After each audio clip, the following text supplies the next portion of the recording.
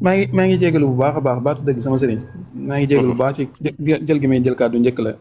booy am na grand solo nabi ma nekkal fi Maïssa maa ngi lay nuyu bu baax booy grand nabi waa di grand nuyu boy Alaaji firi ñu ngi siyaare maa ngi si jàmm maa ngi am tawfeex bu baax sant ak maa muñ a ngi nuyu El góorgóorlu Hadj maa ngi nuyu El Hadj di nuyu Aboubacar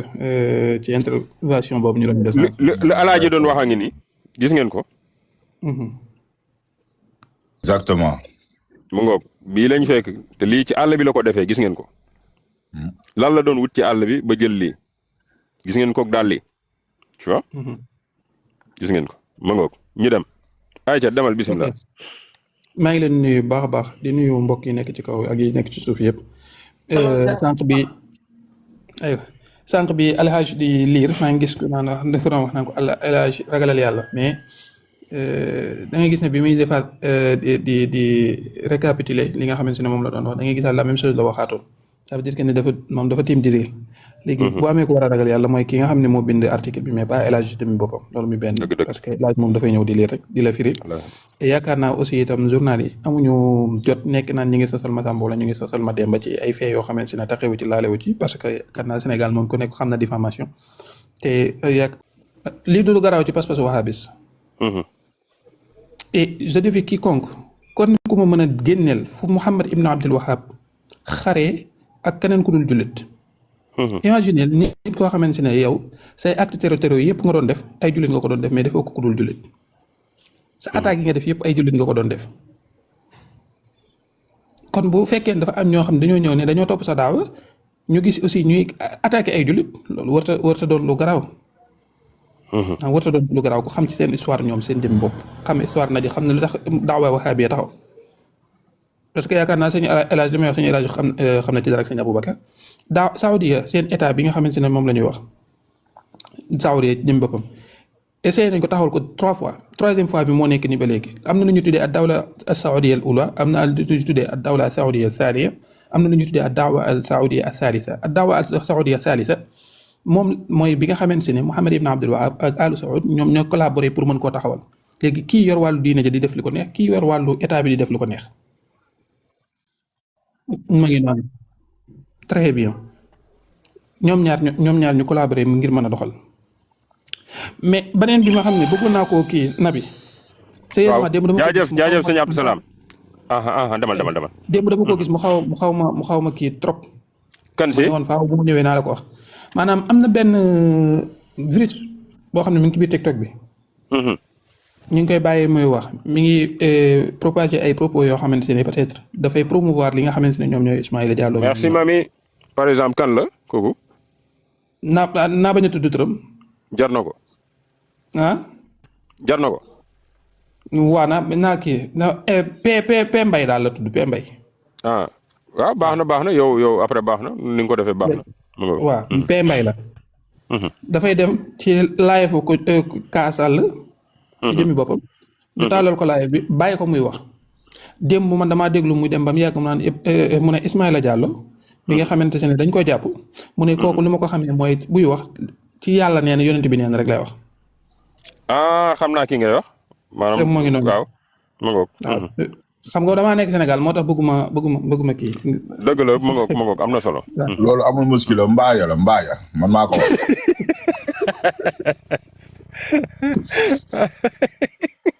ça veut dire que ni a'uuzu billahi mina shaytaani P Mbay moo nekk ci live bi di wax maanaam di promouvoir li nga xamante ne moom lay gars ñi nekk maanaam leen man bu ma ñi may déglu nii laay déglu sëñ diw sàngam laay déglu diw sàngam laay déglu ba ne Ismaïla Diallo dama koy déglu moom tamit yàlla nee na yonent bi nee na rek lay wax na ba noppi di leen jox conseil naan leen maytu leen Sénégal ne donte yéen sëriñ si nga xam ngeen ne maanaam sëriñ si luñ bon gënuñoo bon wahabis gënuñoo bon Firawna imagine wax yooyu noonu nga koy jàllale ci panel boo xamante ne plus de 7000 personnes ñi ngi lay seetaan 7000 personnes léegi dina ci am ñu naïf ñoo xamante ne boo paree yow wax sa wax jooju nga wax ba noppi moom la ñuy jël yóbbaale et dañ koy seetaan ni jàpp ne lu kii la mais wuur na yàlla lu dangereux la lu dangereux la parce que ku xamuloon Ismaïla Diallo démb di nga ko jéem a xooli ji dëgg la et boo demee fekk idées yi nga xamante ne moom lay partagé nga jël ko naan yaa ngi koy dundee wër na yàlla doo nekk ci jàmm ak say waaka doo nekk ci jàmm ak famille bi nga bokk boo nekk ci jàmm itam ak société bi nga nekk. mukk il faut aussi itam c'est comme genre panel yooyu noonu maanaam comme genre panel yooyu noonu Sofianke panel yooyu ba nga fay dugg fekk fa imam kan. ñu ko fay teg bàyyi ko fa moom kase. mu nekk fay xaq te imam jàngut. imam jongut astafirlah xaw ma ci dara imam jàngut daal loolu moom wér na ma. jog ngeen ñàkk goo jongu leeru ma. imam maanaam li muy wax leerul ci boppam. tey boo jëloon nga téléphone am imam xamaatul dara lu mu la mën a tegal ci kaw taabul ji. ñooñu ñoo lay jël naan ñoo lay wax lu yonent bi sallallahu alayhi wa sallam nekkoon te xamuñ dara ci lu yonent bi nekkoon. te ñu leen di seetaan nag ñuy maanaam ñuy avancer nii di dox nànk wër na yàlla loolu buñ ko teelu te xeex dinañ dem ba nga xamante ne ku waxti dootuñ la dégg. damaa jàpp ne nag comme par exemple ñun ci li ñu nekk man damaa jàpp ne ci dëgg gu leer naa ñu laa nekk keneen ku jàpp leneen yaa xam yow mii nabi da ngaa jàpp ne ci dëgg gu leer naa ñi nga nekk keneen ku jàpp leneen moo xam mbokk yi nekk fii yëpp kenn ku ci ne da ngaa jàpp ci dëgg gu leer nga nekk keneen ku ci nekk ci leneen yaa xam mais nabi yow mosoo woote naan nañ xeexi ji amul benn kii nu mu tuddati benn sofiyanke boo xam ne day woote ji nañ xeexi ji amul benn sofiyanke boo xam ne dafay woote ci acte terror.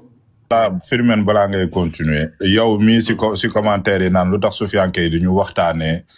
tawxiid ñoo bañ waxtaanee wuñu tawxiid Ismaïla Diallo la ñuy waxtaanee Ismaïla Diallo GIGN ñoo ñëw ba Ndar. bàyyi Naar Fall mi Naar Fall daa wér. foog mu leer parce que dañuy bëgg a ruube mais duñ ko mën fii tey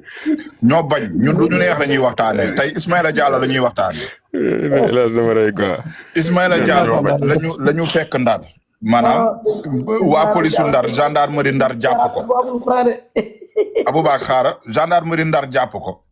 gendarmerie Ndar woo procureur ne ko ñun de lii dafa ëpp suñuy compétence mënuñu ci dara lii cellule anti terror moo ci mën dara ñu woo GIGN ñoom ñu ne coppet dugg Ndar te kenn yëgul kenn sibul ñi dëkk Ndar sax xamuñu nu mu demee ñu jàpp Ismaïla Diallo ndànk génnee ko biir Ndar yóbbu ko Dakar. foofu noonu ñu commencé ko poser question Ismaïla Diallo dañu jël ñaari téléphone am benn Samsung benn Tecno. si ton yooyu ñu fekk si mu bokk ci ay groupe yoo xam ni ay association wu terror la ñoom ñëpp ay terror lañu. groupe boobu ñi si tudd ñëpp ay tur nom de guerre la ñu am. moom ci boppam mu tuddee boppam ci groupe boobu Abu Usama bañ ko laajee yow Abu Usama mu ne déedéet bokkul dara ak Usama Ben Laden sama doom moo tudd noonu après mu changé waat wax mu ne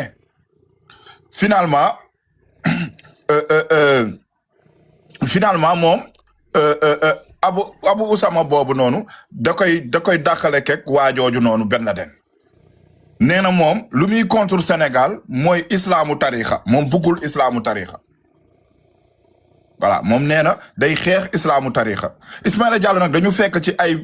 message am muy échanger ak ñoo xam ne dañ leen a xam ci monde terror waa CIA waa FBI waa DEA waa renseignements généraux bu France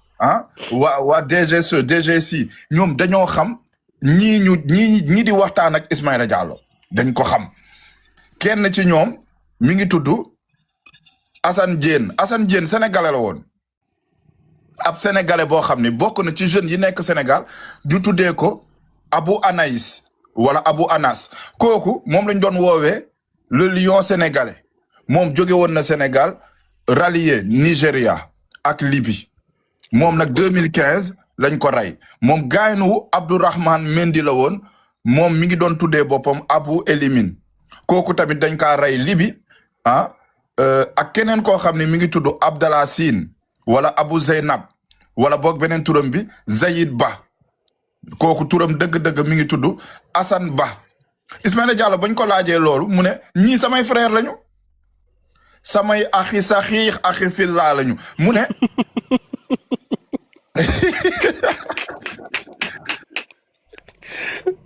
Nabi yaa ngi ruube quoi Nabi doyen ma tëjal micro. non yow yaa xaawati ci micro. ma wax leen Ousmane Fall di woon docteur Lo alaaj dana ko woon saway léegi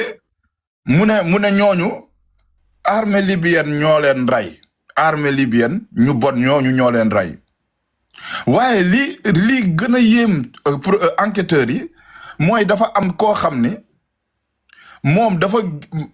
13 novembre 14 novembre ba mu jotee maanaam 13 novembre dafa amoon ay attentat fii France fi dëkk bu ñuy wax Saint-Denis mooy Stade de France ba gaay kiwee ak fële ñuy wax Bataclan loolu ba mu amee ba pare le lendemain dafa am ku taal caméra wam def vidéo ne moom moo ko def moom nag mi ngi revendiquer bokk fële ñuy wax groupe boobu ñuy wax daa bugguma yeggali waa xel comme dinañ leen bindal ci suuf ñan ñooy daa mu ne ñoom dafa revendiquer ci benn vidéo ni moom moo def attentat yooyu biir France kooku ñu ngi koy wax Fabien Clan ab Toulousain la boo xam ni dafa rallier woon état islamique wu daa moom si actif am maanaam ci parcours am yóbbu na ay xale yu bëri Syrie moom d'ailleurs da leen doon jaarale ville dëkk bu tudd Ariège en 2019 le Fabien Clan lañ ko rey ci benn xeex entre militaire ak waa daa fële ci Syrie ba ñu seetantalee message yu Ismaël Diallo yi dañu gis muy échanger ay SMS ak Fabien Clan boobu Fabien Clan moom lañ doon wax Abou Al-Faransi Abdou le français Ismaïla Diallo waa ji posé ko question ne ko seen daawo bi est-ce que am na ay mujahidin est-ce que am na ay djihadiste Ismaïla Diallo ne ko ñu ci bëri ñi ngi jàpp nañ leen yoon teg na leen loxo am na ñu bëri ñuy làqatu am na ñoo xam ni nag dem nañu ci dëkk yu ñu jot a libéré dëkk yu ñu jot a libéré mooy ñan mooy Libye Nigeria ak Mali foofu yëpp dañ leen xam ci ñi nga xam ne dañuy guerre foofu tero ba discussion bi ba mu jeexee Fabien Clan dafa yónnee numéro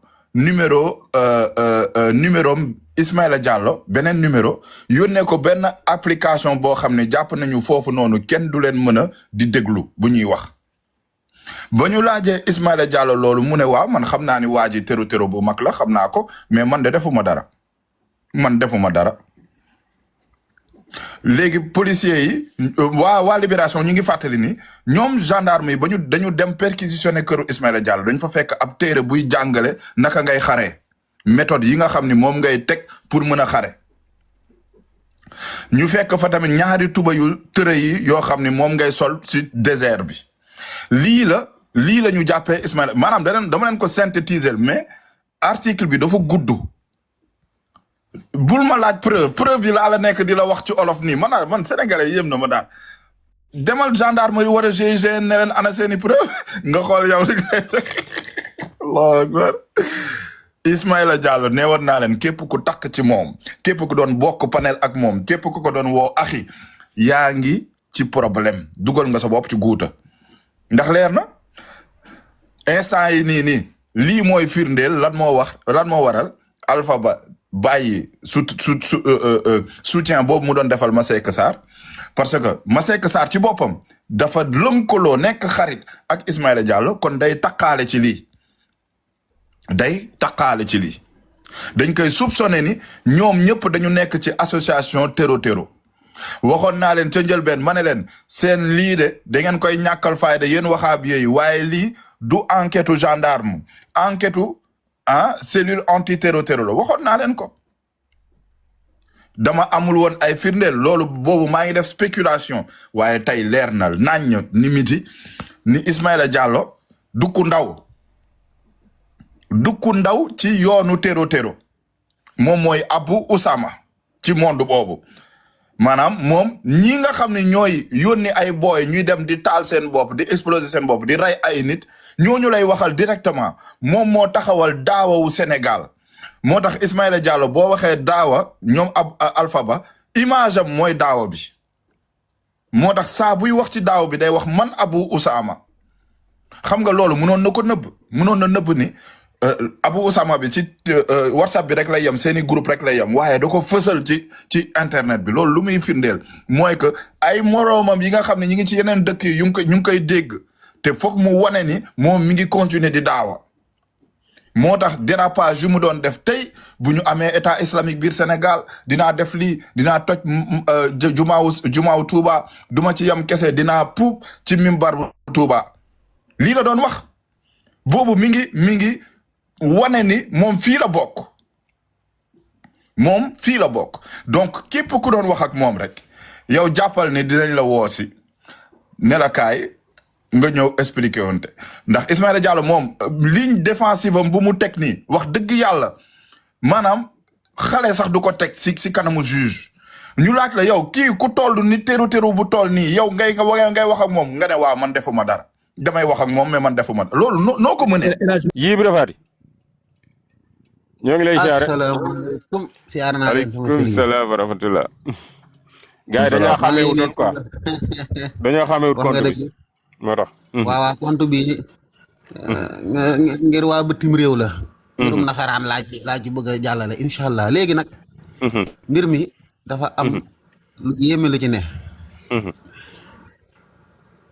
te dañ ko war a jàngat lan moo tax ñii ñuy wooyee wahabis yi boo leen xoolee information bi dañuy mel ni ñu koy repousser.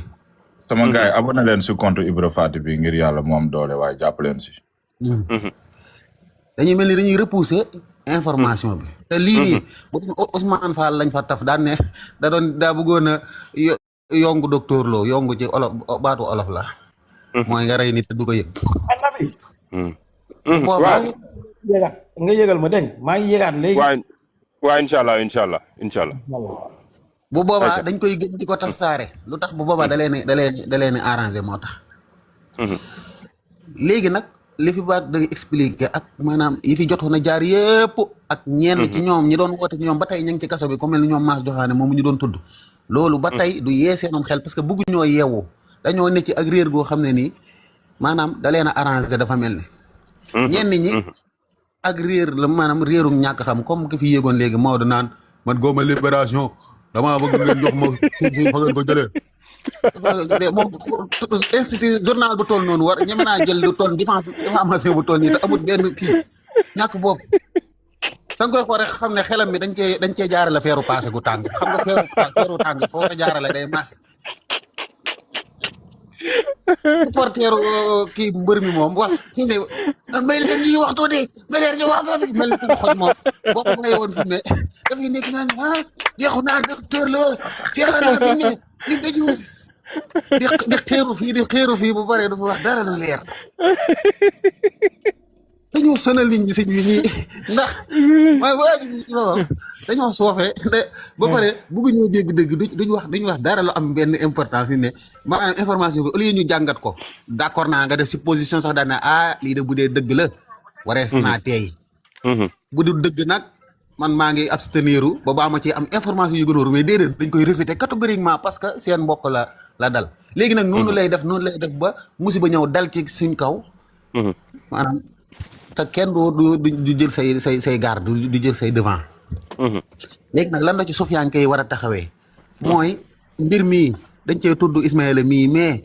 cosaan li dëgg seen njàngale mu bon mi ñuy jàngale ci réew mi te ña ngi koy jàngale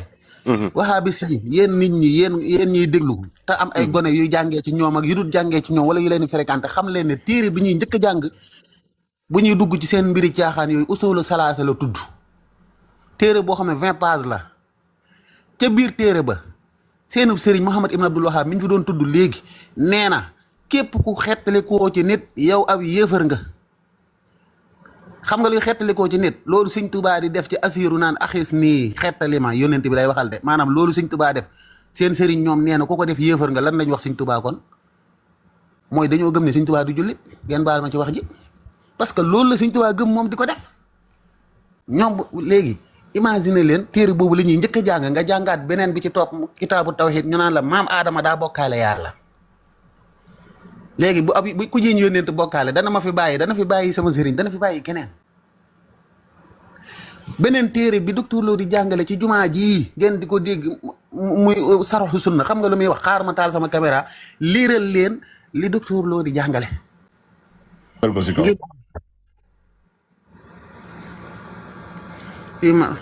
gis ngeen. gars yi yéegal leen ko ci kaw dama sori téléphone bi quoi. téere bi moom la ñuy wax sarhu sunna bu Barbahari yi bëriwut 40 pages la mën nga koo lire ci 20 minutes yaa ngi dégg. ana mu xaaral ma yëgalaat ko ñëwaat na ci oto bi. gis ngeen ma ngoog yaa ngi ci kaw. sarhu sunna seenub Serigne Barbahari moom la docteur Lo di expliquer ca seen jumaa jooju ne Pikine xaw ma jumaa Ablaye mu Ibnu Mubaarak la tudd xaw ma xoola boo demee ci fin bi da lay indil ni nga war a comporter wa ak nitu bidaa tey ñun lañ jàppee nitu bidaa mu ne ku ñuy wax Fudayl ibn Iyaad nee na bul toogaaleeg nitu bidaa laa tujaalis maha saahibi bidaatin lu tax fa inni aqaafu an tanzila alaykal laxnat yàlla day wàcce ci yow rëbb boo toogee ak moom maanaam boo toogaaleeg ñoom nabeeg ñooñu dégg nga wala an tanzila alaykal laxnat mu ne waxaala Fudayl ibn Iyaad man ahabba saahiba bidaatin képp ku bëgg nitu bidaa ahbatallahu amalahu yàlla day neenal sa jëf maanaam loo jaamu yàlla baaxut boo bëggee Ousmane Fall wala nga bëgg ma man mii wala nga bëgg nabi wala nga bëgg benn sufiyanke yàlla day neenal sa jëf maanaam loo jaamu yàlla zéro la wa axraja nuura day génne ak leer nuural islaam yi leeru islam min xal bi ci sa xol docteur Lo li muy jàngale mooy képp ku bëgg nitu biddaa yàlla day génne leeru lislaam sa xol maanaam kon ñoom waruñ ñoo bëgg yow nga di jullit gëm loo ne la boo gëmee suufiyanke parce que ñun la ñuy woy nitu biddaa yàlla day génne leeru islaam ci sa xol mu ne man jalasa maha saahibi bidaxatin warasahu al ama képp ku toog ak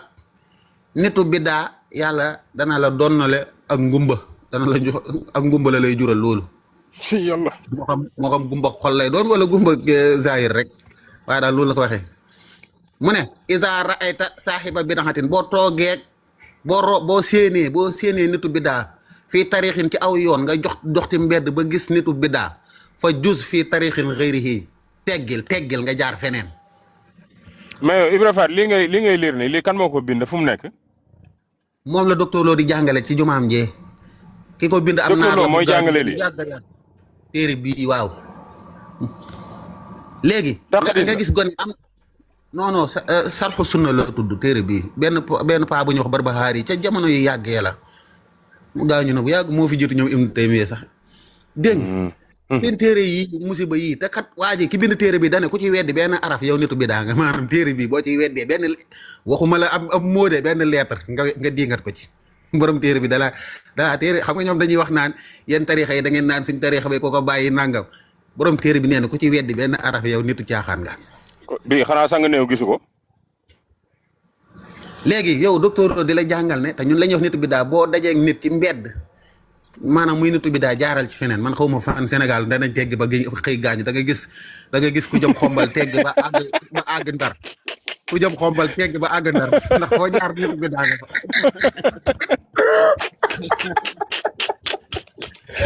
ah gars yi ñoo sonn lii la ko fi jar xëy non est-ce que doo tegg ba génn Sénégal ndax Sénégal ñëpp ay suñu àgg rek c'est ñi ñoo ko billaay ñu wéruñu quoi hôpital yeeg ñëpp foo dem sufiyanke yaa ngi fa xoolal lii mu ne man azama saahiba bid'atin képp ku màggal nitu biddaa maanaam boo màggalee sëñ Mbay Si Mansour wala nga màggal sëñ Muntaxa faqat ahaana ala hadmil islam yow yaa ngi dimbale ñuy màbbul islam ñoom moo tax da ngaa mas a gis ñu tudd sëñ yi wax ci lu baax ku leen màgg moo tax doo leen gis ñu màggal kilifu mukk parce que dañoo gëm ne màggal leen xeex lislaam la sëñ bi loolu yooyu yéeme ne de lii la docteur Lo di jàngal gone yi moo tax ñuy tudd sëñ Muntaxa wala ñuy tudd sëriñ si di leen wax ju ñaaw parce que dañoo gëm ne buñ leen màggalee moom la docteur di jàngale ci olof la koy wax xoola waman tabassama fii wajhi mubtadi'in képp koo xam ne ni dangaa reetaan ci kanamu nitu biddaa reetaan laa wax de faqad istaxafa bima anzala allahu woyofal nga li yàlla wàcce ala muhammad sallallahu alayhi wa sallam nee na maanaam boo reetaanee ci sama kanam wala yow sa kanam yow nabi yow nitu biddaa nga wala ci kanam Elage wala sama soxna si Rabia nga reetaan ci kanam muuñ waxul reetaan sax muuñ tabassama mooy muuñ boo muuñee rek de wala nga muuñ suñ kanamu baay mii yow maanaam woyofal nga diina yàlla ji li yàlla wàcce ci yonent bi yëpp yow da nga koo négliger sëñ bi kon lii ñoom nga daal jàngal ko ay nit waaw ñoom amul ree amul dara amul maanaam mbégte daal maanaam yow waroo koo fësal da ngay mel ni robot rek. wallaahi waaye ku ñuy lire article am bi Nabi mus nga ko gis mu reetaan parce que day wax ak Soufianke buy reetaan rek c'est parce que dafay waaj a wax lu bon wala mu wax ko ba pare. allahu akbar. bu sa Ismaïla na yéeg di débat ak moom ne ko naka ndax ça va wala dara mu sourire te day taal caméra donc xam nañu kanamam. du sax sourire kii ñii dañu bon sa waay. ci yàlla xoolal lim ci tegaat xam nga lii la Alpha doon wax wa man tazawwaja karimatahu min mubtadihin képp ku jël sa kenn ci sa njaboot may ko ab nitu bidaa soxna xoola faqat xataa rahimahu yow dog nga sa luñ koy waxee mbokk ak mbokkoo maanaam yow dagg nga sa descendance nga jël nitu bidaa ñun su yaa nga may ñu soxna yow dog nga mbokk googu te ku dog mbokk xam nga yàlla dana yëpp ak mbokk dama koy laaj wa taqullaha allazi tasaaluuna bihi wal arhama te sooratu nisaa inna Allaha kaana aleykum raqiban dégg nga léegi sama sëriñ sëñ Ibrahima Faty maa ngi tuub de nga baal ma de comme 600 et quelques personnes ñu ngi fi dafa am message bu muy dugal rek pour gars yi ñu barkeelu ci numéro bi dafa am lu ñuy dëgmal loo xamante ne dañu bëgg yéen ñëpp ngeen jàpp si xeebuñu dara numéro Wave la ngir yàlla ak yonent bi ngeen jàpp si dugal ci wéccet incha allah dañoo am mbir yoo xamante ne wax dëgg fi yàlla mënul xaar daal su ngeen ci mënee jàpp maa ngi tuub baax sama sëriñ bisimilah. xoola bi waman tabia jinaazata mubtadihin képp ku topp tàggug nitu bidaa tàgg mooy jaat nit ku faatu ñu topp nga gunge ko ba ca bàmmeel ba ñu suul ko nee na yow boo ko defee lam yazal fii suxtillaahi doo dañ di nekk ci merum yàlla xattaa yarji'a ba baa ngay ñibbisi maanaam ñu ne ña ngay sooli diw ab sufiyanke la wala nitu bidaa la comme niñ koy waxe nga ànd ca néew ba baa ngay ñibbisi yàlla mere na la sëñ bi lii la docteur Lo di jàngale téere bii ci Sénégal gii lañ koy jàngalee ay gone di ko jàng di génn di dajeeg ñun te ñun lañ jàppee ñooñu léegi ñun fan lañ jëm ak ñun. wallaahi waxati ko. déglul fii. non mais extrêmement grave. mais lii il faut la dénoncer. waaw déglul fii moo gën a garaawati sax. aakulu danaa lekk maha yahoodin ànd ak bi yahood ab juif danaa lekk ak moom man wa nasaraani danaa lekk ko chrétien wala aakulu maha mubtadihin du ma lekk ak ab mubtadi te mooy ñun ñi maanaam lekk ak ab juif ak nasaraan moo leen gën a lekk ndoog ñun. lii moo tax kay bi juif yi attaqué Iran ñoom ñu farak juif yi kon. wax nga dëgg. billahi. ci yàlla. kon daal ñii dañoo ñëw diviser réew mi daal. xoola fii. ida alima allahu yàlla boo xamee ne min ar-rajuli ci nit ne annahu mubghidun li saahibi bid'atin kooku dafa bañ nitu biddaa ghafara lahu da koy jéggal nee na bu yàlla xamee ci yow ne dangaa bañ nitu biddaa dangaa dañ ñoo bañ ñun ñii léegi maanaam lii day jur mbañeel yow ñu ne la soo bañee diw yàlla da lay jéggal loolu fan ngeen ko mës a gis ci nit ab ci lislaam kuy wax ashhadu an laa ilaha illallah te xoola Sëñ Tuubaa ndeysaan ca téere bële mu naan mais Ousmane Fall yow looy xaar pour dajale lii porter plainte docteur Lo. yow xaaral rek kay ma wax la maanaam bul ko dagg waay bàyyi ko mu continuer waay lii dafa am solo. Sëñ Tuubaa di wax ca téere bële Tazawudu Subaan ne maanaam falaa tuhaadu man ra'aytumul faahu yuxriju laa ilaha illallah ku ngeen gis làmmiñ wi di wax laa ilaha illallah bu leen ko def noonu docteur Lo di jàngale téere boo xam ne ni dane la yow soo bañee nitu biddaa bu ko yàlla xamee ci yow yàlla da lay jéggal say bàkkaar maanaam yàlla fi muy sukkandiku ba baal la say bàkkaar mooy yow da ngay bañ Ibra Faty wala da ngay bañ Ousmane Fall wala da ngay bañ Nabi wala da ngay bañ suñ baay ji sëñ bi lii nga koy jàngale ci ab dëkk ñu ne kenn du fa violence dafa am. allahu akbar maanaam voilà nee na. képp koo xam ne nii da ngaa ñëggal sa kanam. waman arada bi wajihi an saaxibi bid'atin mala allahu qalbahu imaanan yàlla day feesal sa xol ak ngëm yàlla maanaam nga gis Aboubacar fas sa kanam parce que nitu biddaa la maanaam do ubbiloo ko sa kanam comme li ngeen doonoo léegi yow yàlla ci boppam da lay jox ngëm yàlla maanaam pour nga am imaan xam nga ñoom loolu la ñuy woote woowu tawxiid il faut nga ñu boo ma gisee mer xaaral ma daaneelee fii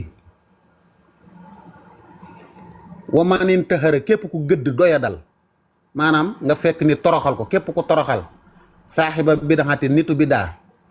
déglul amanahu laaw yàlla dalay jox assurance confiance yowmal fasan yi bisum njàqare ba yowmal xiyaam yowmal fasan il akbar bis ba nga xamee ne yowmal xiyaam ñëpp dañuy tiit yow yàlla dalay jox assurance parce que rek da ngaa gëddoon da ngaa toroxaloon benn sufiyanke benn nitu bidaa. kon looloo tax ñoom ñuy nekk di toroxal nit ñi quoi bu ñuy wax ak ñoom di la gëdd ak di def yi ñaaw yooyu. voilà moom la wax nii nag waman axaana képp ku doyadal saaxiba bidaxati nitu bidaa rafaxahu laahu fil jannati yàlla da koy yëkkatil ca àjjana mi at darajatin téeméeri daraja la lay yàlla jox maanaam yàlla da lay jox téeméeri garaat ca àjjana le simple fait nga doyadal nga toroxal nitu bidaa. wax billahi yéeme na. dama partagé live bi mbokku ñàkk yooyu ñu doon ànd di débat contre Kémiti te Ismaïla Diallo doon fa yéeg. ma leen doon ko tere ne leen kii dañ ko condamné woon pour yëfu terror gëmuñu ma ñu dem sax ba xuloo ak man. pour ñenn ñi parce que Gojo dafa daan ñëw Gojo doon défendre Ismaïla Diallo. damaa bëgg vu que ñoom dugg nañu ci live bi ma lire article bi en français. sans ma traduire ñoom ñu dégg. exact vas-y. moom sax foofu sax la yem. waaw. léegi nag. Nabi waxal gars yi suivre sama compte bi dama bëgg muy yëg bi compte bi na ko gars yi suivre. waaw am na solo gars yi suivre leen ko aba bu leen ko suivre de ab célibataire la takun taxibu saaxiba bidaxatin fillahi abadan. gis nga fi mu daanoo gis nga fi affaire yi daanoo maanaam dernière phrase ci téere bi falaa takun bul nekk mukk tuxibu saaxiba bidaxatin di bëgg nitu biddaa fillahi ci yàlla abadan ba faw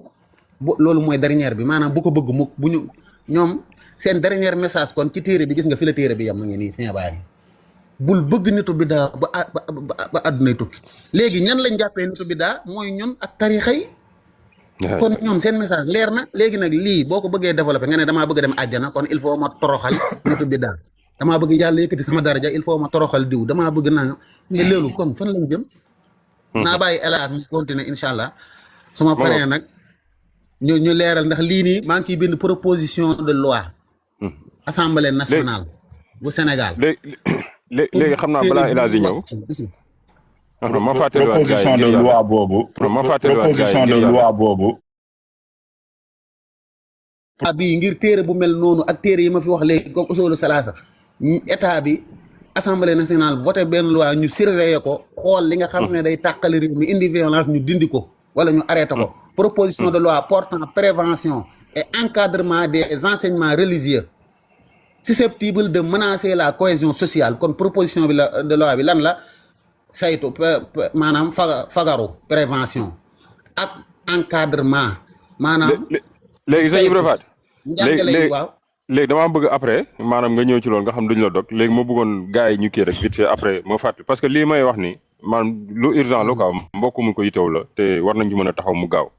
mooy wàllum wér bi na ci gars yi jàpp ngir yàlla ak yonent bi lu jàmp la mënul xaar moo tax ma ñëw toog ci mbedd mi di ko jooytu ngir samay mbokk Sofia ngi ñu jàpp ci combat bi parce que tout le temps nag wax dëgg fa yàlla ñuy ñëw di leen indi ay nouvelles yi neex na loolu du ngeen xam li gars yi di daj ci mbir mi mais en retour war ngeen mën a def effort boo xam ne ñu xam ne kat am na ñoo xam ne wax dëgg fa yàlla ñu ngi taxaw Sofia ngi te heure bu ñu soxlaa ñu ñëw taxaw leen donc ñu ngi leen di woo ngeen jàpp ci mbir mi Wave bi Nabi Murid moo ci nekk tur bi na ci gars yi jàpp li fi jot a dugg motagul sax 20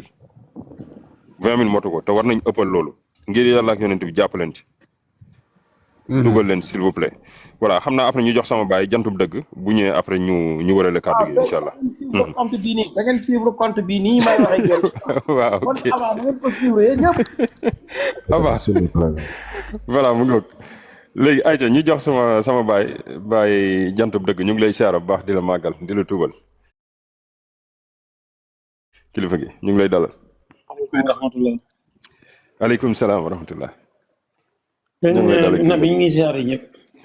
ñu ngi doon ziar bu baax a baax. ñëpp ak Ibra Faty mboolem ñi fa def Babacar ak ñëpp. di leen sant bu baax di leen encouragé. nga leen di sant di leen encouragé di leen ñaanal. yàlla na leen yàlla doolee sàmm. dolli leen a kattanal. te liggéey bi ngeen di liggéey li yàlla diggee ci ku ko defal ku ko lebal moo fay la fukk yàlla leen ci fay ay lu bari bari ci gudd fan ak wér ak xel mu yokkoog ubbeekoog mucc ak njaboot gu barkeel ak li sëriñ bi wax ci tawil lana umrana sayh lana badanan waab lana rusda wa tawfiq yàlla ni ko yàlla defal lii ngeen di wax nii nag maanaam dafa fi mu ni daal le tempo est bon li xale yi naa le volume c'est bon axe bi fi mu ni affaire bi presque achèvement la finition travail de finition parce que li nit ñi xamul li kilifa yi xamul woon te mu tardeeloon liggéey bi léegi dañ koo xam mooy lii Ibra Faty doon développé léegi El Hadj wax ko fële boo dajalee yooyu yëpp vraiment ku mu surprendre mooy koo xam ni ba bisub tey bi xamoo lan moo di wahabiya xamoo lu di wahabiya ndax principe bu wahabiya am murit foo ko gisee jërul ngay laaj murit foo ko gisee ku bëgg Sëñ Tuubaa la murit foo ko gisee day woyof murit foo ko gisee day tabe murit foo ko gisee rawatina bu dëkkee Tuubaa mënoo fexe ba du naan kafe Tuubaa dafa am ay signe yoo xam dafa ànd ak nit ki ak wahabiya dafa ànd ak violence dafa ànd ak ostracisme dafa ànd ak xat xel xot nu ñu koy waxee xat xol dafa ànd ak xat xol dafa ànd ak dàq ñeneen ñi dëpp rejeté ñëpp ba mu des ñoom kooku seen nature la maanaam buñ gisee nit ñi def benn ñu jàpp kenn ci violence wala nga jàpp leen ci wax ju ñaaw wala nga jàpp leen ci jëf ju ñaaw muy surprendre mooy ñi xamul lan mooy philosophie wahhabisme ils sont foncièrement violents te loolu aussi dañ koy cultiver lii Ibra Faty indi léegi muy sharhu sunna bu Ibnu Mande boobu nga xam ni Barbahari sharhu sunna bu Barbahari boobu nga xam ni lii mu ciy wax dañoo ñëw ba Sénégal ki ñi moo jiite mbooloo moomu di ko jàngal ay gonem mais sëñ bi loolu mooy jàngal bañante noono reyante ci biir mais loolu boo ko jëlee dama koy complété wax bu benn imam ab jàngalekat bu nekk Madinatul Munawwara fa lay jàngale wax ni ayyuhal muslimun laa yanfau islaamukum illa ida a'lantumul harba sha'wa ala hadihi turuq dafa wax ni yéen jullit ñi seen njullit gi du leen jariñ dara lu dul ngeen déclarer guerre guerre bu méttee métti tariqa yi feeg déclaré wu leen guerre tariqa yi julli gi ngeen di julli woor gi ngeen di woor natt azaka gi ngeen di natt azaka du leen jariñ dara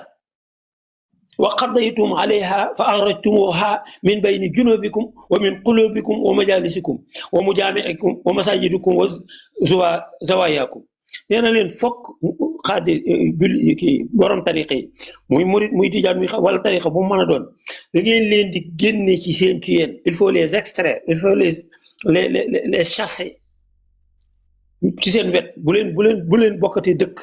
bu leen bokkati di dund génne leen ci seeni xol maanaam bañ leen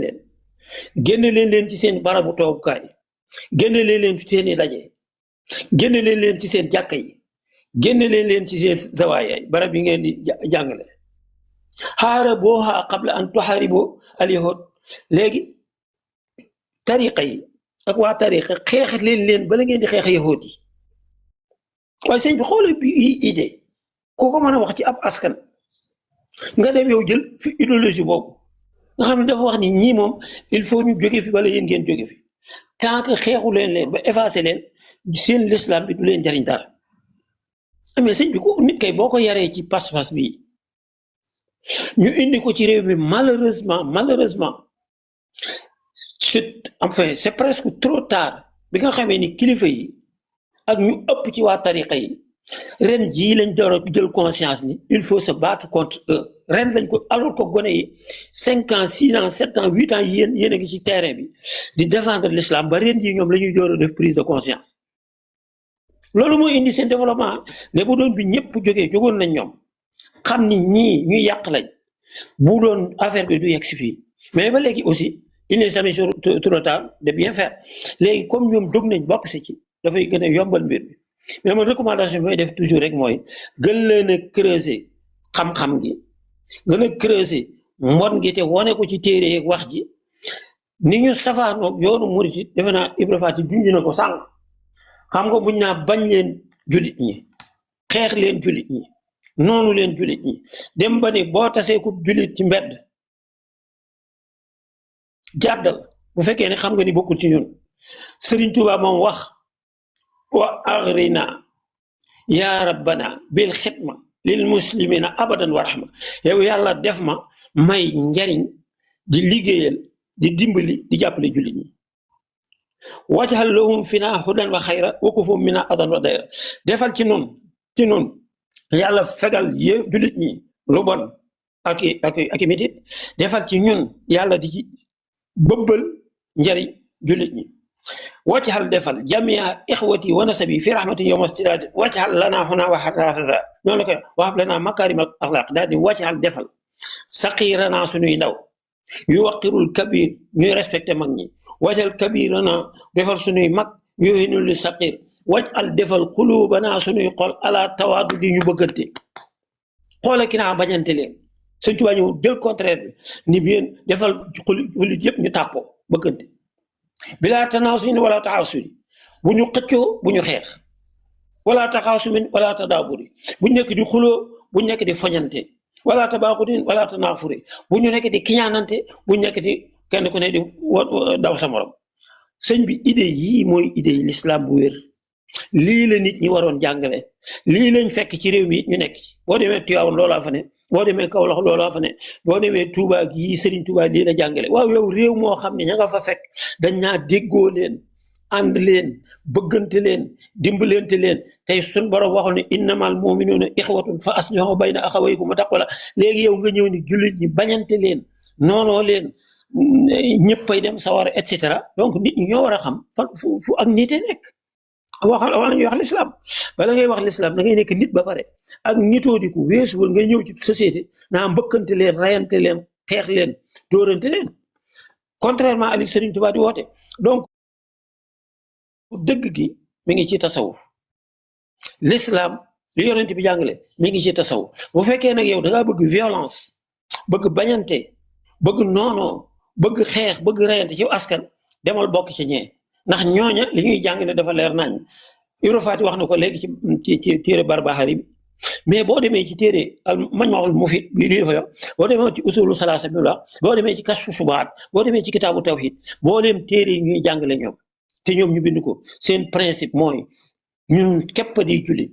ñi ci des ñëpp du ñuy jullit te boo nekkul jullit ci seen pas-pas day dagan nga rey leen nangu seen alal dafay dagal nga foñ leen li ñuy wax al wala wal bara mooy képp ku bokkut ci yow noonu ko ku bokk ci yow bu tooñee bu tooñ bi lépp àndat ak moom te loolu xam nga philosophie la boo xam ne bi mën naa tas addina bon waxuma la am réew mais mën naa tas addina kon ñu ngi leen di féliciter liggéey bi na gën a dëgër fii rek ci leeral xam-xam baaxu njubug dëppook alxuraan leenu ne ak leena mu safaanoo te lii dars bi rek doyoon na ci pexe maanaam wane ni jullit ñi bu ñu ànd nañ bañante nañ noonoo nañ xeex ci seen biir daa am compas jullit su baax jullit ñi ci des ñëpp sawara lañ jëm te loolu li muy signifié mooy yonent bi a échoué sa mission bu fekkee y a plus de 2 milliards de musulmans lu ma téeméeri million wala juróom fukki million ñoo ci nar a dem àjjana ci des ñëpp sawara loolu mooy la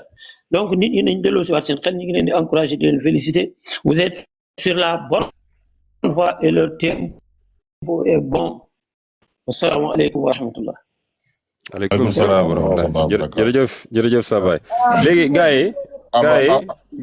yi pardon voilà gars yi léegi fu ne xaara Aboubacar nañ ko teg ci yoon s'il vous plaît xaara bu ñu def noonu parce que lancé bi ñu nekk baax na loolu ñu def ndànk-ndànk gars yi fu ne am nañ 61000 s'il vous plaît war nañ mën a ëppal loolu maa ngi leen koy ñaan mu gën a yokku ñu gën a yaatal mbir yi bu ko defee affaire yi gën a yaatu nu mu tuddati saa baay xam naa objectif benn objectif bu ñu war a atteindre par exemple nangam lañ soxla d'accord kon léegi s'il vous plaît j'ai envoyé le live à plusieurs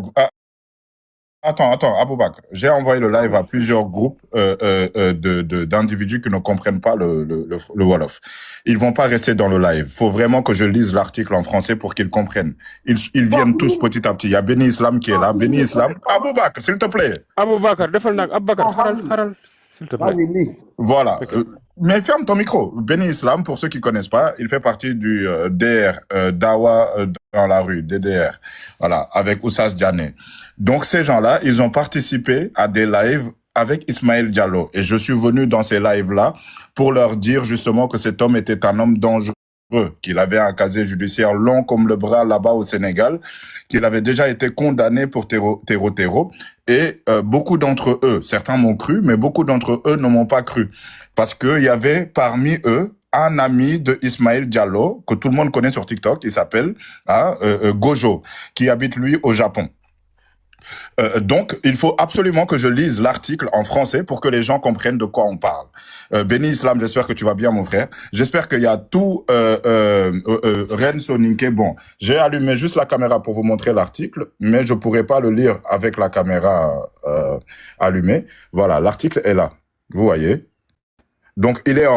à la une du journal Libération, hein. Là, c'est l'article, c'est à l'intérieur du journal. Donc, j'ai transféré juste ce qui m'intéressait, donc l'intérieur du journal. Mais si vous voulez, quand j'aurai fini, je vais transférer la une du journal de Libération pour vous montrer après, hein, après lecture. Donc, je vais éteindre la caméra, comme ça, je vais le lire attentivement. Écoutez bien.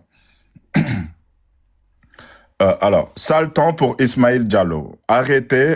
par la BR, Brigade de recherche de Saint-Louis, Ismaël Diallo a été discrètement conduit à Dakar. Il risque gros.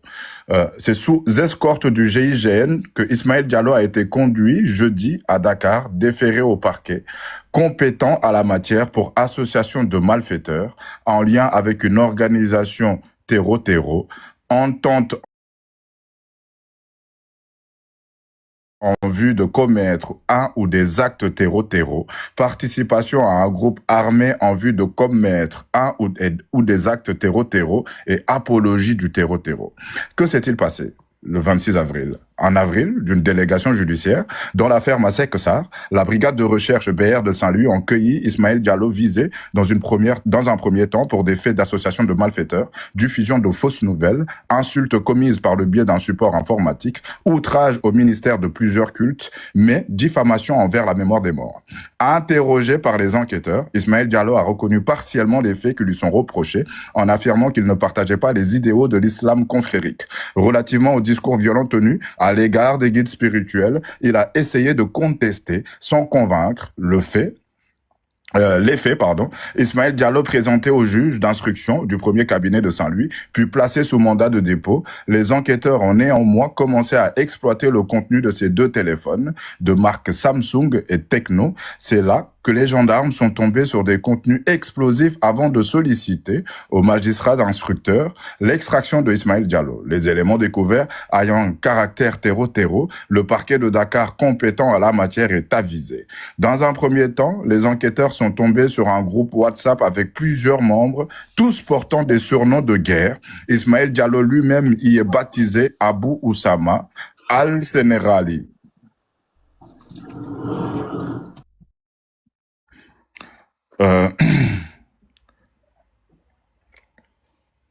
Dans un premier temps, les enquêteurs sont tombés sur un groupe WhatsApp avec plusieurs membres, tous portant des surnoms de guerre. Ismaël Diallo lui-même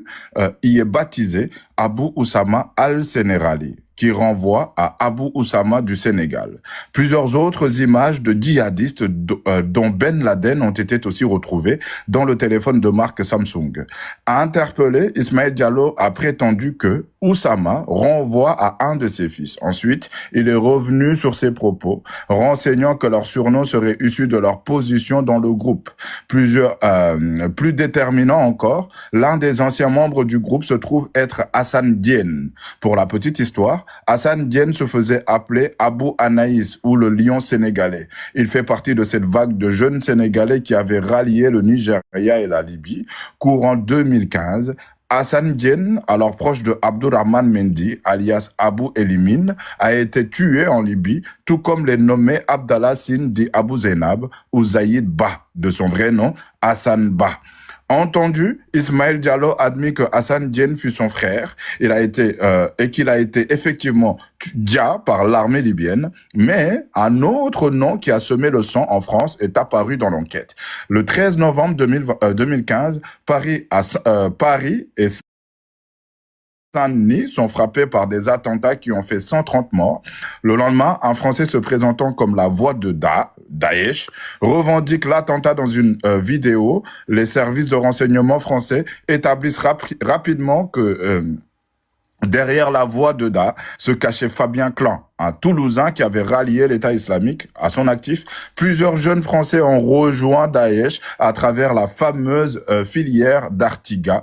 du nom de ce village de l'Ariège. En février 2019, la mort de Fabien Clan est annoncée suite à des frappes l'ayant visé en Syrie. En remontant aux vieux échanges de Ismaël Diallo, les enquêteurs ont été intrigués par ses communications avec Omar Abou Al-Faransi, qui renvoie à Omar Abdou, le Français. À Ismaël Diallo, son interlocuteur lui demandait si leur dawa est active avec des moudjahidines. Ismaël Diallo lui répond que beaucoup sont en prison et d'autres se terrent. Ils indiquent par ailleurs que certains ont rejoint les pays libérés en citant la Libye, le Nigeria et le Mali en proie au terreau. À la fin de la discussion, Fabien Clan identifié derrière ce surnom, envoyé son numéro à Ismaël Diallo et une application à travers laquelle le groupe communiquait en toute sécurité. Prié de s'expliquer, Ismaël Diallo a soutenu qu'il était au courant du parcours criminel de Fabien Clan en se bombant à soutenir n'avoir jamais, en tout cas, posé un acte terreau. À noter que lors de la perquisition effectuée chez Ismaël Diallo, les gendarmes ont mis la main sur un livre qui enseigne les méthodes de la guerre et 2 pantalons treillis de désert. Voici l'article sur le tonton qui venait dans vos lives, tonton frère Béni, et tous les frères qui combattent les kémites sur les plateformes francophones. Je vous avais prévenu que cet homme-là était un homme dangereux et il fallait surtout pas s'afficher en tout cas sur TikTok avec lui. Voilà, donc les frères, je sais pas si vous avez entendu tous, je vais le dire en Wolof cette fois-ci pour les frères qui ne comprennent pas forcément le français, mais j'ai pris la peine ces 5 minutes de vous le faire, de vous faire la lecture en français pour que vous compreniez. J'espère que Ren Soninke a entendu. Ren Soninke vient d'arriver. Ren Soninke, le tonton Ismaël Diallo, les enquêteurs ont découvert dans ses téléphones, il en avait 2, Tecno et Samsung. Dans ces téléphones, il communiquait avec le monsieur qui avait organisé les attentats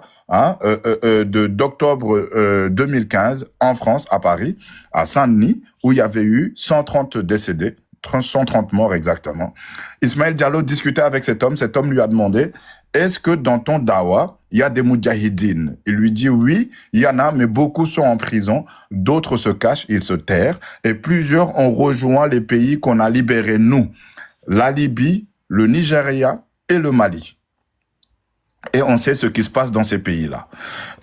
Ismaël Diallo discutait avec un Sénégalais qui s'appelle Hassan Diène. Hassan Diène fait partie des jeunes Sénégalais qui avaient rallié justement le Nigeria et la Libye pour la djihad. Ismaël Diallo, quand on lui a posé la question, il a dit « c'est mon frère » et que l'armée libyenne l'a assassiné. Ismaël Diallo parlait avec d'autres djihadistes au nom de Abdourahmane Mendy, Abou Elimine, eux aussi tués par la Libye, et Abdallah Sine, Abou Zainab, Zaïd Ba, qui s'appelle réellement Hassan Ba.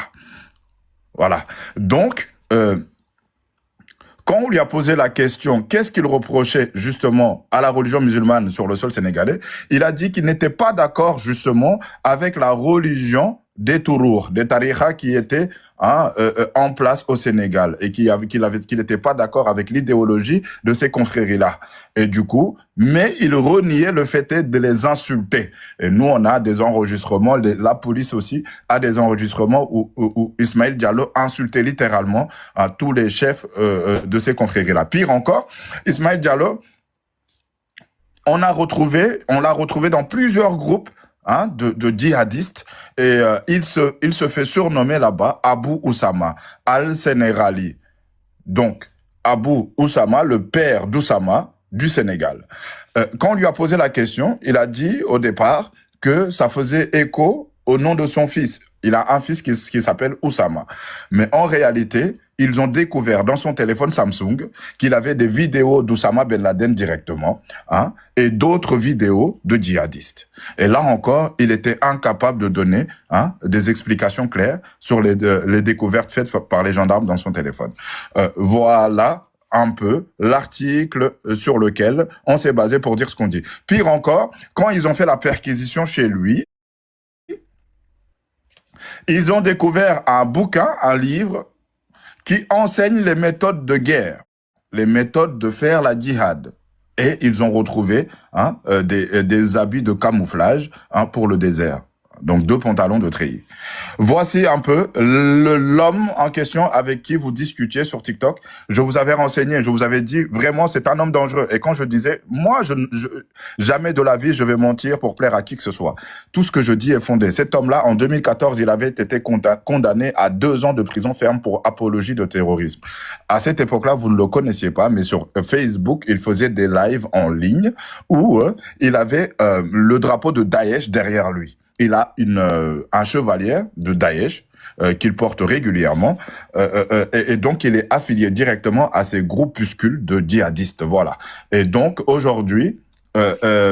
l'affaire a commencé par des insultes, les charges qui sont sur lui, ce qu'on lui reproche aujourd'hui, c'est association de malfaiteurs en lien avec une organisation terreau, entente en vue de commettre un ou des actes terreau, participation à un groupe armé en vue de commettre un ou des actes terreau, et apologie du terreau. Voici les charges sur lesquelles, hein, le procureur s'est assis pour justement mettre aux arrêts Ismaël Diallo. Ismaël Diallo a été discrètement sorti de sa ville natale, Saint-Louis, au nord du Sénégal, pour être ramené dans la capitale à Dakar, puisque l'enquête, les gendarmes ne sont plus habilités à faire l'enquête. C'est la cellule anti-terreau du Sénégal qui prend le relais et qui va enquêter justement sur ce dossier-là. Donc tous ces gens qui ont le téléphone d'Ismaël Diallo, qui échangeaient avec Ismaël Diallo, ils seront convoqués dans la cellule anti-terreau, hein, pour des explications. Donc, voici, messieurs, dames, hein, ce qui s'est passé. Donc, je vais reprendre la main en Wolof et je vais l'expliquer pour les frères qui viennent d'arriver. Tardis, Maïssa, Malé Diar, j'espère que yéen a ngi si jàmm ma waxaat ko ci olof pour mu leer si nopp gars yi. Ismaïla Diallo jeudi dañ ko génnee discrètement, kenn yëgul, kenn xamul li xew biir Ndar. ñi ko fa jëlee nag du ñenn ñu dul waa GIGN la ñu woo maanaam gendarme yi dañu dem ba gis li ci biir ñu woo procureur ne ko lii mënatuñ ci dara ñun lii daf ñu dépassé lii cellule anti-terreau bu Sénégal moo ci mën dara ñu woo procureur woo GIGN ne leen dem leen jëlal ma Ismaïla Diallo Abu Oussama ñu dem jëli ko Ndar te kenn yëgul guddi wu jeudi xawma guddi la xawma bëccëg mais nee nañu en tout cas jeudi lañ ko jël ñi ngi koy toppee kuréel bu manko ànd ak ab organisation boo xam ne ñooñu dañuy leer yaqin ni ñi ay terreau lañu dañoo d'accord entente dañoo d'accord seen biir pour waajal wala def ba noppi ay actu terreau dañ ko jàpp tamit ci participation maanaam mu bokk ci groupe yoo xam ne dañoo armé dañoo am ay armes di waajal wala ñu def ay actu terreau waaye aussi di màggal actu terreau apologie. Le 26 avril benn délégation judiciaire ci affaire Masseck Sarr brigade de recherche bu Ndar si la ñu taxawal jàppee Ismaïla Diallo moom ca njëlbeen dañ ko doon toppee pour association de malfaiteurs, diffusion de fausses nouvelles, insulte maanaam wax ci olof kuréel bu manko pour def lu bon, association de malfaiteurs, di tas xabaar boo xam ne du dëgg amul benn firndeel, saaga ay kilifa diine, insulte commise par le biais d'un support, non, saaga ci internet bi voilà outrage au ministère maanaam xaste ay kilifa diine ak saaga ay nit yoo xam ni dañoo génn àdduna lii lañ ko toppee woon au départ bañ ko laajee Ismaïla Diallo moom dafa d'accord mbir mi mais pas à 100% d'accord na ci yenn yi waaye nee na moom d'accordul ak xalaatu wala pas-pasu sufiyanke loolu nag day def écho ci li nga xam ni mooy discours yu bon yu mu doon tenir ci internet bi Ismaïla Diallo bañ ko présenté juge d'instruction premier cabinet bu Ndar dañ ko yóbbu mandat de dépôt enquêteurs yi continuer di xool ay mbiram ci téléphone am ñaari téléphone benn bi Samsung la benn bi Tecno la foofu nag dañu daj ci ay mbir yu doy waar yu jéggi dayoo magistrat instructeur bi wax ni nañu extrader Ismaïla Diallo dañ ko jël yóbbu ko biir Dakar ndax cellule antiterror lijjanti ay mbiram ñoom dañoo dal ci ay groupe WhatsApp yoo xam ni ay terror képp fa ne ñoom ñëpp amuñu du seen tur ñoo ci ne ay tour de guerre maanaam tur boo xam ni moom la ñuy lay woowee booy waaj a jihad wala booy dem jihad noonu la ñu tuddee seen bopp moom ci boppam Ismaïla Diallo kenn du ko fa woowee Ismaïla Diallo moom Abu Oussama al Sénégali lañ koy woowee baayu Oussama bu Sénégal noonu lañ koy woowee noonu lañ koy woowee bañ ko laajee Abu Oussama bii nii lu tax nga tuddee ko sa bopp mu ne moom doomam moo tudd noonu mooy baayu Oussama doomam waaye ba enquêteurs yi gisee ci téléphone am ay vidéo Ben Laden ak nu mu tudd ay yeneen vidéo yoo xam ne ay vidéo jihadiste la moom amatul lay ci loolu voilà amatul lay ci loolu mais dañu fekk tamit ay waxtaan ak benn groupe bu mu bokkoon boo xam ne benn waay boo xam ne Sénégal cellule antiterror dañu xam waa ji bu baax waa ji mi ngi tudd Assane Diène pour ñi xamul Assane Diène 2015 dafa bokkoon ci ay boy yu bëri yoo xam ni dañu àndoon jéggi Sénégal dem dëkk yu ñuy wax Nigéria ak Libye Assane Diène moom xaritu Abdourahmane Mendy la woon kooku ñu ngi ko doon woowee Abu Elimine kooku sax dañ kaa rey Libye ci jamonoy 2015 waaye tamit xaritu Abdallah Sine la woon kooku ñu ngi koy wax Abu Zeynab ak Zayid Ba kooku mi ngi tudd Assane Ba bañ ko laajee Ismaïla Diallo ne ko yow ñii foo leen xamee ñii say lan lañ mu ne samay frère lañu te ñee ñoo leen rey waa armée Libye ñoo leen rey ñii samay frère lañu waaye li gën a yéem enquêteurs yi mooy kii nga xam ni Ismaïla Diallo da doon wax ak moom directement te kooku moom moo organisé woon attentat yi xewoon France le 13 novembre 2015 fële ca Paris ville bu tudd Saint-Denis attentat yooyu 130 nit yu fa génn àdduna attentat yooyu amoon na résultat bi 130 nit yu fa génn àdduna ba loolu xewee ca ëllëg sa 13 novembre donc 14 novembre ci la benn français def ab vidéo ne moom mooy baatu waa Daesh moom nag moom moo créé moom moo organisé moom moo def attentat bi ci vidéo boobu loolu lay wax Ismaïla Diallo di wax ak waa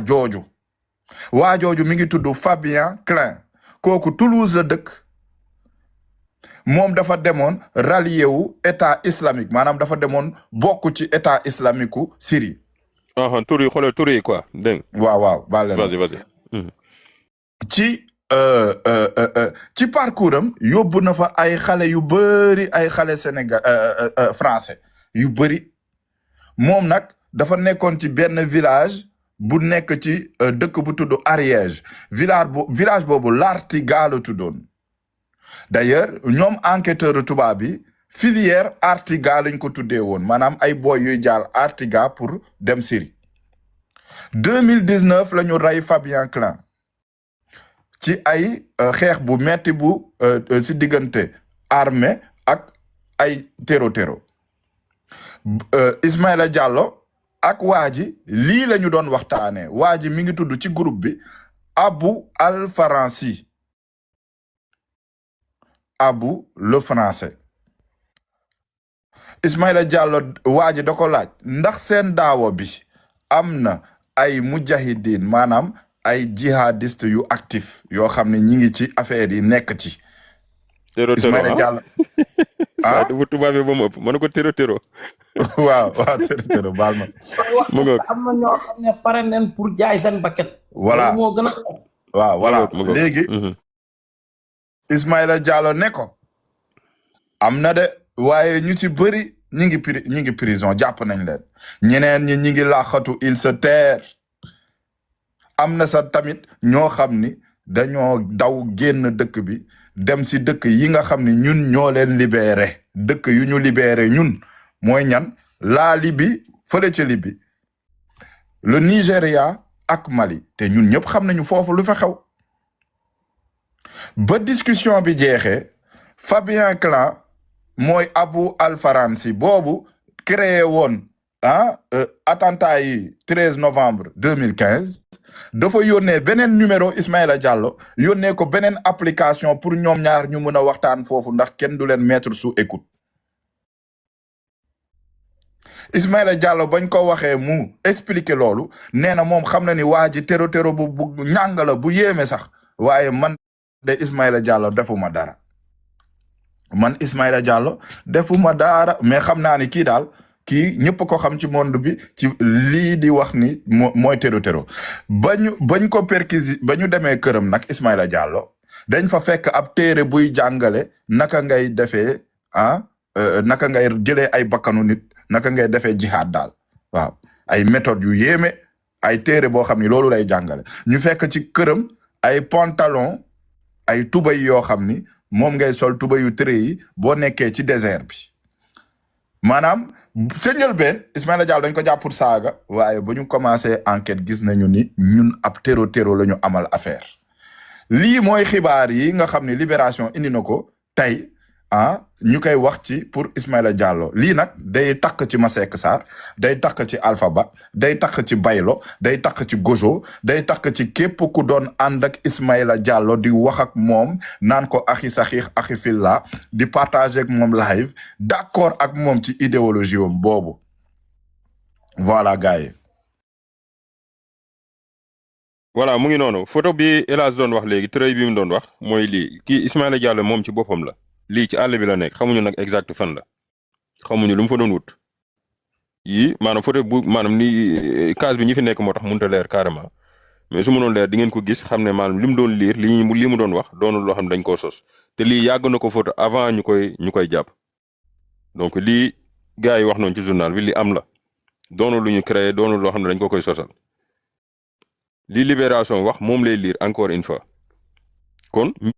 mbir mi gën naa xóot li ñu njortoon ñun yamatul ci saaga képp moom yoon mosoon na ko teg loxo ci lu yàgg ci ay histoire wàllum téro yooyu ci histoire Oustaz Alioune Badara Ndaw mi nga xamante ni yàlla dogal na maanaam mu wàññeeku ci diggante bi mook ñeneen ñoo xam ne boole nañ leen ci mbir moomee en 2014 Matar Joxaane kooku it moom mu ngi foofu actuellement moom yoon da ko tere pour mu génn réew mi boole koog nag nekkaat ci mbir yi nga xamante ne yaakaar naa gis ngeen ko ci wàllum diine rek wàllum rey tumurankeloo nit genre yi mel noonu ci yooyu lay dox yàlla dogal nag moom mu ngi noonu yoon teg na ko loxo kon lii mu doon liir ne dafay won ne degré danger bi nga xamante ne ngóor si ci yooyu muy dox kon ñi ko jël si tamit nekkut ay policiers yoo xam ne dañoo ne ci biir dëkk bi ñoo xam ne xam nañ leen ci régler coow wala jëli nit ak nangam ak gendarme waaye ñan ñoo leen jëli élage GIGN groupement d'intervention groupe d'intervention gendarmerie rapide maanaam ñooñu ñoom ñoo yor wàllum sécurité lu mel ni présidentiel wala haut gradé wala lu mel ni jóge na ci benn réew lu mel ni ay ministre wala ñi nga xamante ne maanaam ay notable lañ yu mel noonu ñoom ñoo yor seen wàllum sécurité kaaraange ba na ñuy ñibbee kon ñooñu ñu ndaw bañ koy jël nag di ko yóbbu dañ koo jël guddi lañ ko waajal defuñu ko bëccëg yor seen oto spécial yoo xamante ne du maanaam du ku nekk lañ fay dugal képp kuñ fay jël rek xamal ne maanaam ponkal nga bu ngeen xoolee histoire politique Ousmane Sonko maanaam ba ko gars yi di jëli tamit ñoo dem def liggéey boobee ñoo ko dem jëli yóbbu ko sécuriser ko kon du ko ndaw coupe d'Afrique boobu noonu ba mu duggee ci réew mi tam ñoom lañ dénk wàllum sécurité coupe bi ñoo ko yor kon affaire yi nekkatul ay caaxaan képp nag ku doon lëkkaloog Ousmane nu mu tudd safurla Ismaïla Diallo mii wala nga bokk ci ma xalla nguur si daf ñoo traumatisé waay subhanallah waay lii lan la axi mii nabi non xaaral lépp ak Ousmane Sow rek nabi boo bëggee am na waa ji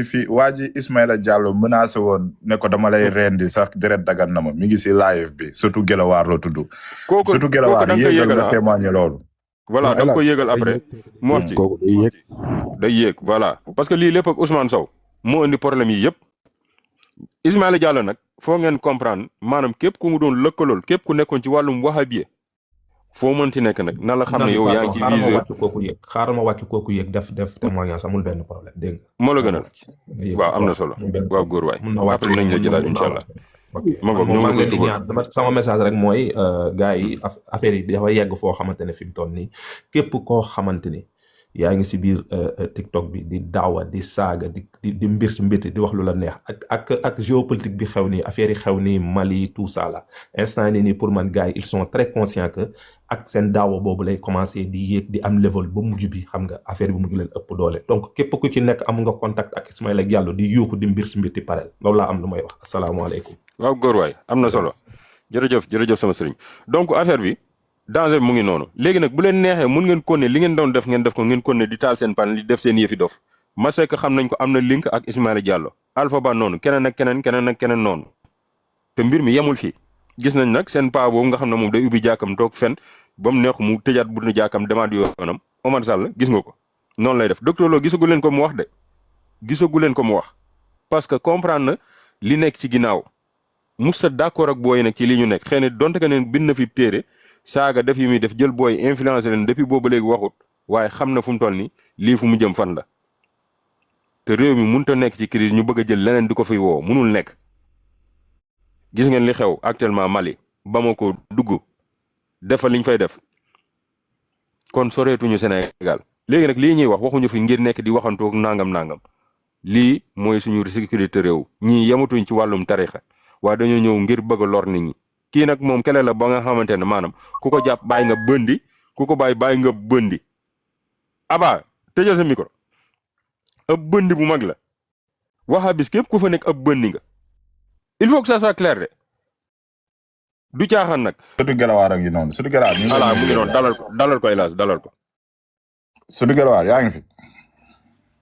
maa ngi fi waaw hélas. naka mu yaa ngi si jàmm. oui léegi jàmm kay taw feex yéen nga am jàmm yéen nga liggéey bu garaaw nag. yaa ngi fàttaliku sa live boobu ma defoon. bu baax chaque jour kay ma fàttaliku chaque jour man kay ñaaw kay jaajëf yow moom jartul sax ma lay jébbu naan dam la jéem porte plainte naan sangam naa la bàyyi gars yi. nga ne ko lan ñaw. waaw koo xam ne kay nee na bu la gisee bàyyi da lay rendi di jooy di waat xol bi tàng kanam gi mel na non mais kii du nit.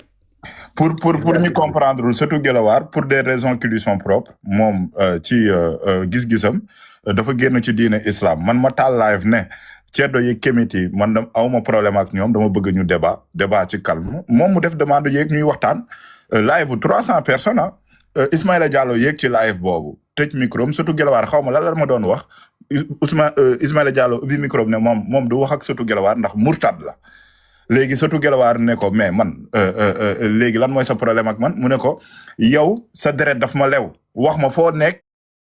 mu fekk la fa rendi la surtout Gelawaar ne ko man taximaan laa mu ne ko kon ñëwal Louga maa ngi mu ne ko man Louga laa dëkk mu ne ko boo ñëwee xaw ma li ñu daan expliqué ko ne kii da ko doon ruube de au départ jàpp naa ni da ko doon ruube quoi mu ne ko boo ñëwee Louga boo laajtee këru Ismaïla Diallo ñu wax la fu ma nekk man impôt et domaine laa liggéeyee yow dama lay tër rendi la ndax sa deret daf ma dagan yàlla moo ma ko santaan wallahi lazim lii la wax man maa ko mujjee wàccee sama live dal ci kawam